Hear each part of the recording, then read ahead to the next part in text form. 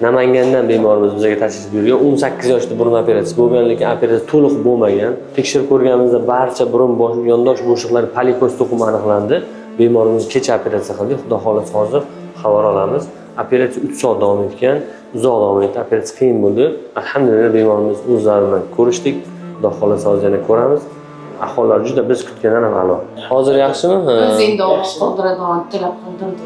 Hocam boshqa narsalar bo'laveradi deb bitta ham bo'laveradi qanaqa o'tirasangiz Oldin burun operatsiyasi bo'lgan, yoshlikda. Burningiz operatsiya qilingan, oxirigacha to'liq qilinmaganda o'rta devori.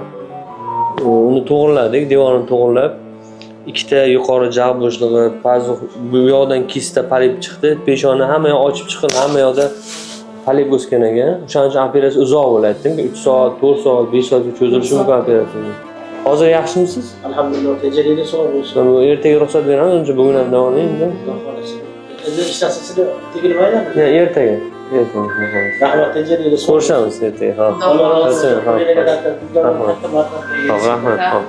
Hop. Ko'rdinglar, bemorimiz ahvoli juda a'lo darajada. Biz kutgandan ham yaxshi. Siz va yaqinlaringizda quloq tomon burun muammo bo'lsa, albatta bizga yoki boshqa shifokorga murojaat qiling.